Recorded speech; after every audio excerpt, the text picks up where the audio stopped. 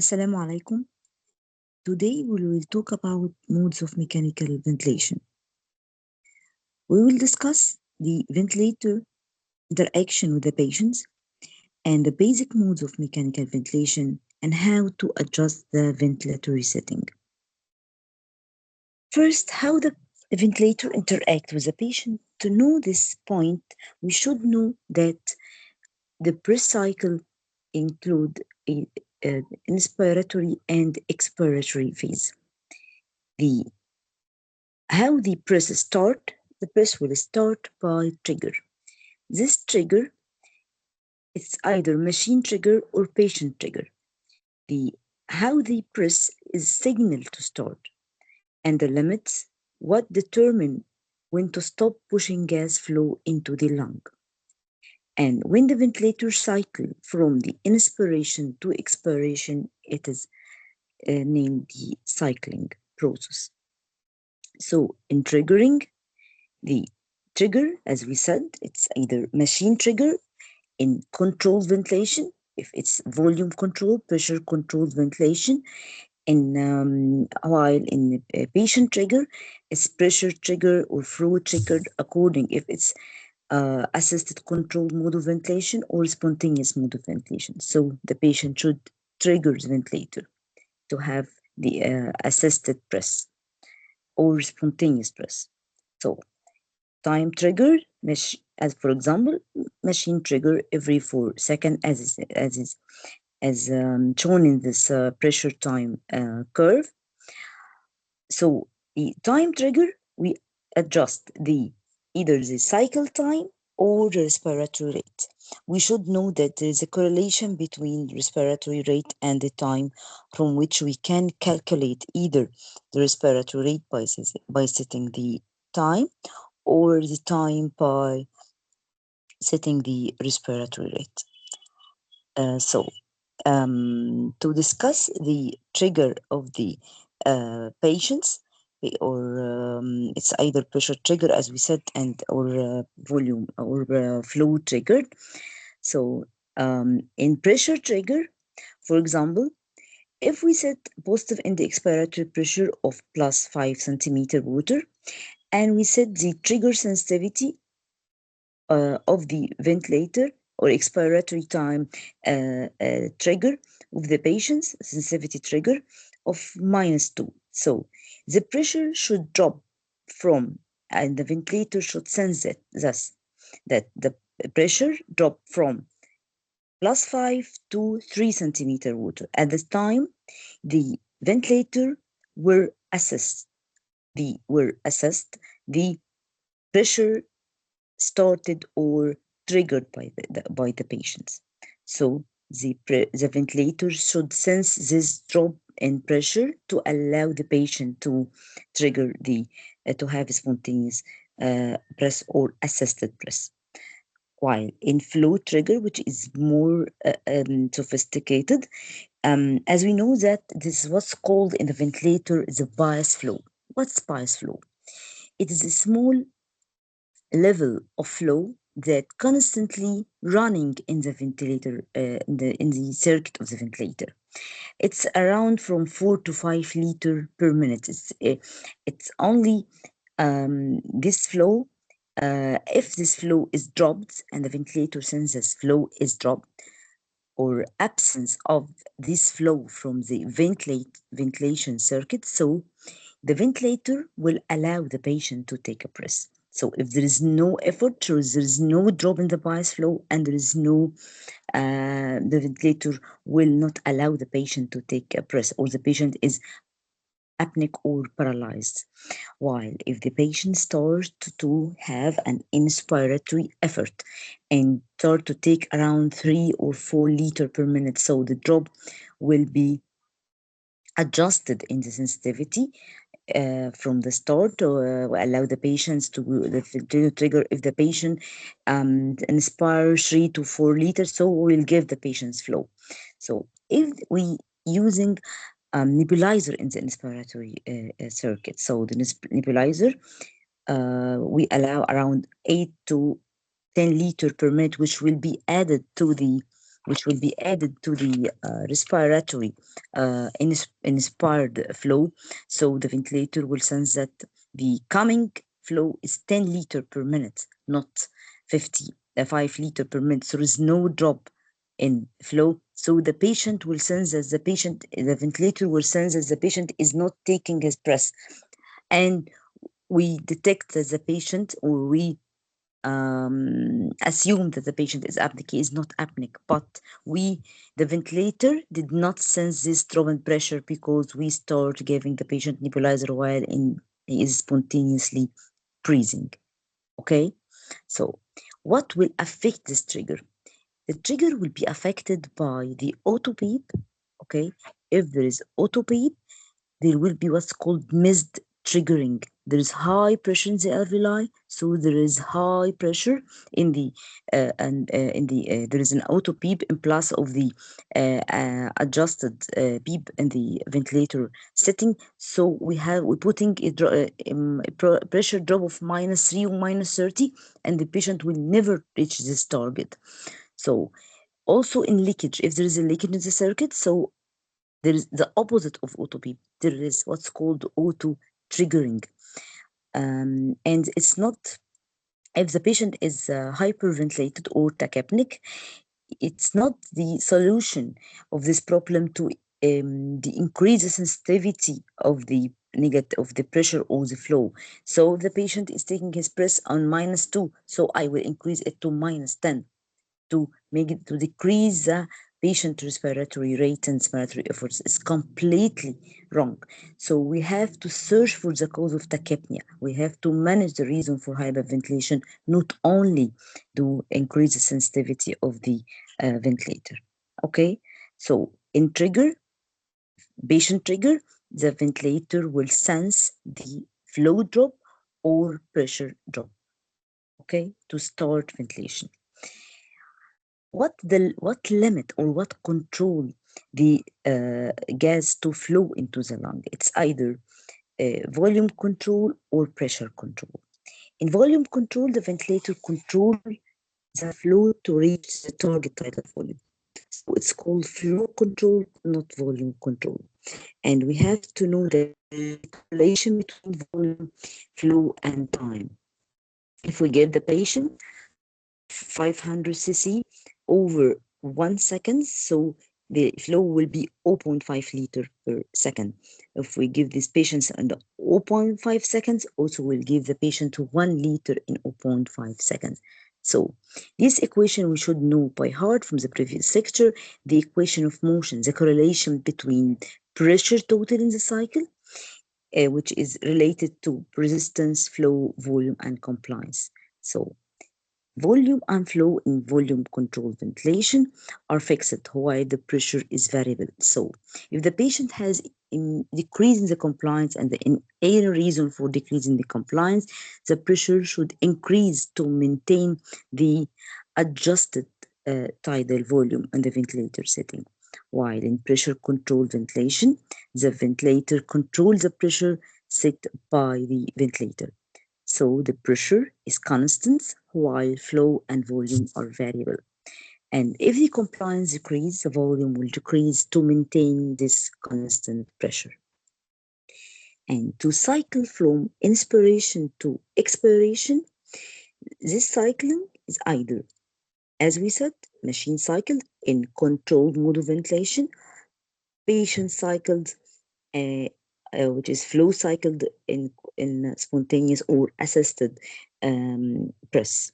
So the machine will cycle after predetermined inspiratory time in time cycled ventilation, while in flow cycle, it's a very important point, the ventilator switch from inspiratory to expiratory phase if the inspiratory flow dropped to preset percentage level, which we will adjust on the ventilator setting according to the patient's lung compliance and airway resistance. So there is a correlation between the flow cycling and the inspiratory time and the delivered tidal volume.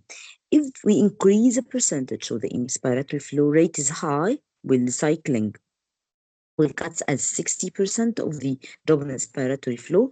So the percentage decrease and the inspiratory time and the tidal volume will also decrease.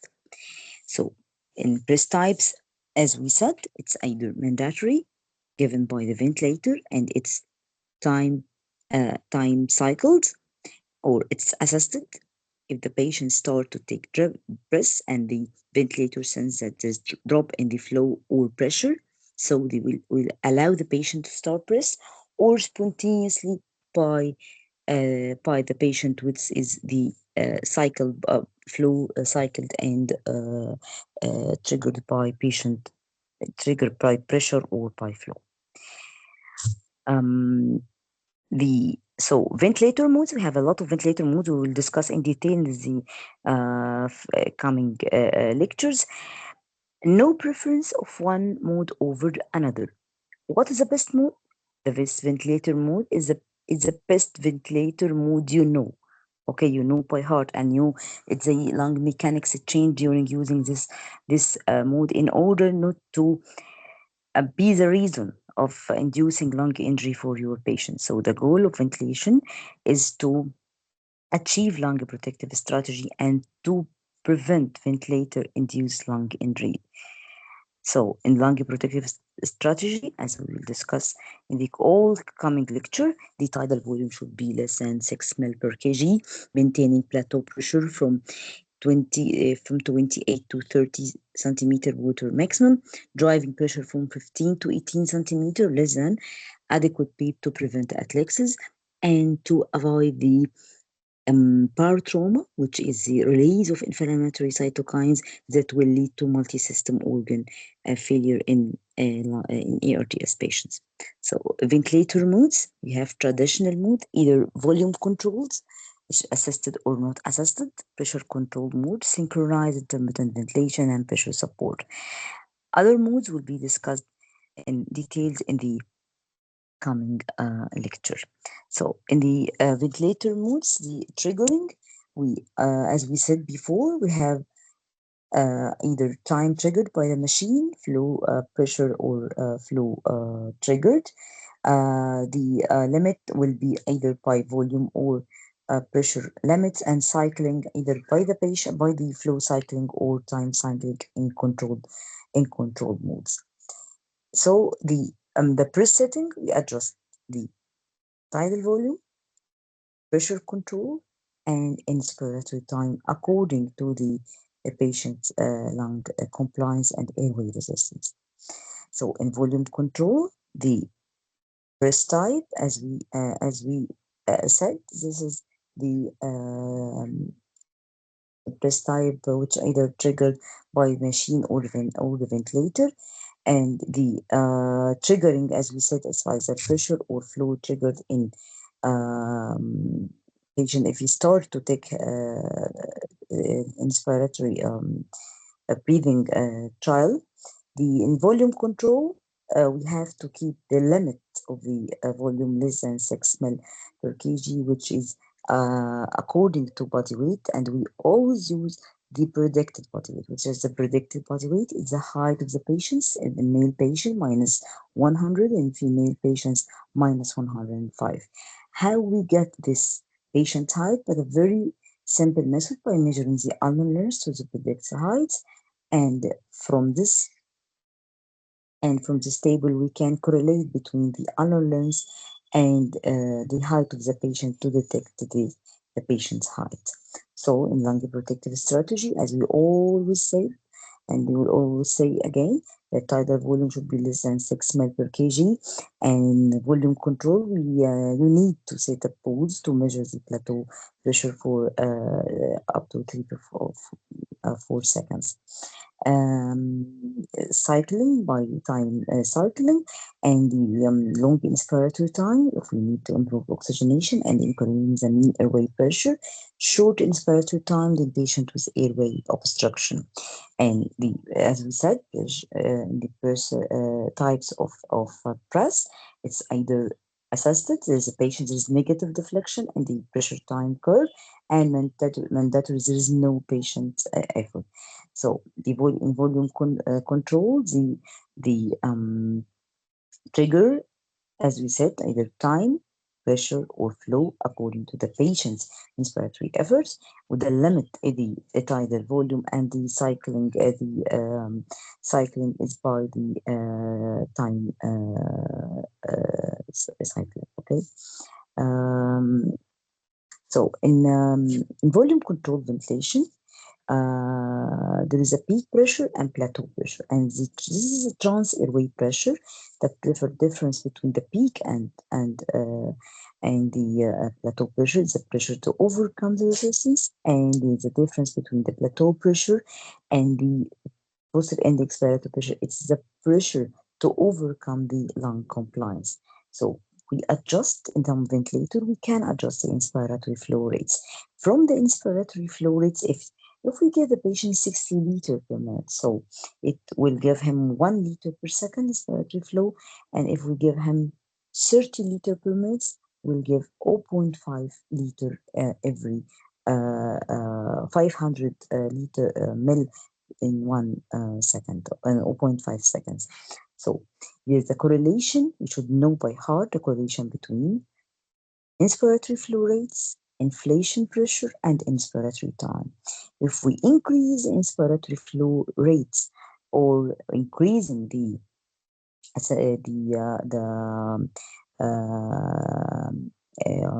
expiratory sensitivity trigger in the ventilator, so it will increase the pressure and decreasing the time. Okay, while in ARDS patient we want to decrease the flow rates, decrease the pressure, and increasing the inspiratory time.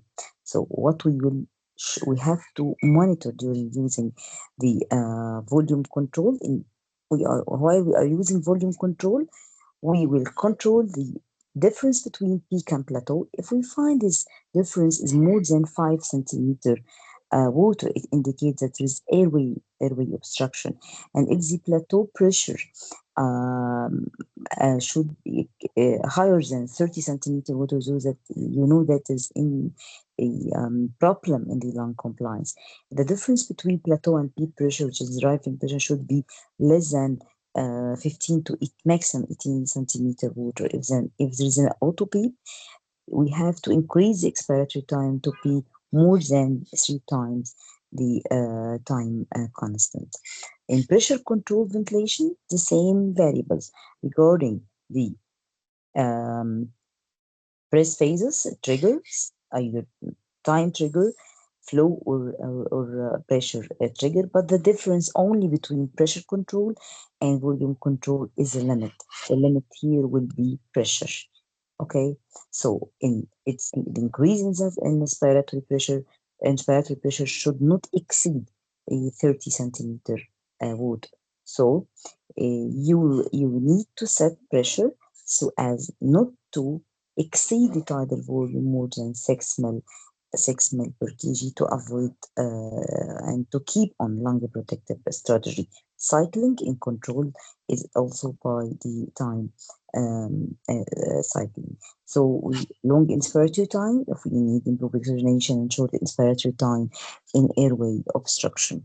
So the same if there is assisted press, there is a negative deflection in the pressure time curve. If there is no effort, it's the mandatory press of the ventilator.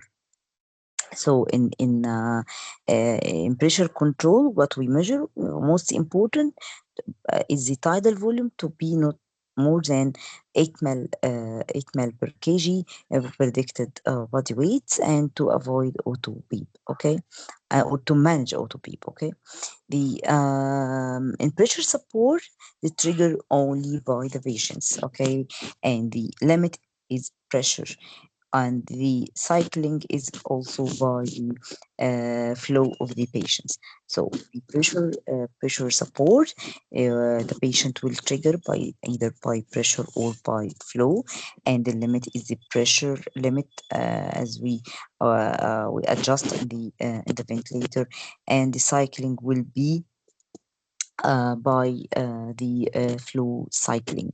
Also, we need to set pressure so not to exceed 6 mil per kg. Cycling, as we said before, is a ventilator switch from inspiration to expiration. If the inspiratory flow dropped, as we said, to preset percentage level, which are around 25 to 30% of the inspiratory flow, and this expiratory trigger sensitivity adjusted either to be 60% if the patient in the problem in the airway resistance, or 25 or 30% if there is a problem in the lung compliance. So in the pressure support, the breathing type is spontaneous, and the cycling is by setting the expiratory trigger sensitivity. So most commonly used mode of ventilation, especially in the beginners, is the synchronized intermittent ventilation. We should know by heart it's not only volume control. Synchronized intermittent ventilation is either pressure control or volume control with pressure support. And during in spontaneous breath patients, there is assisted by pressure support, which we set in the ventilator setting, and in assisted breath, the ventilator. The ventilator should assist the breath to reach the target tidal volume or the target pressure, as we said here. This is the time window one. This is assisted press. The time window two, it's mandatory press. There is no negative deflection in the pressure time curve. While in the spontaneous press, this pressure is assisted by the pressure support. So SIMV, as synchronized intermittent ventilation, either volume controlled or assisted or pressure controlled. We have all type of press we can see during ventilating our patient with this mode of ventilation.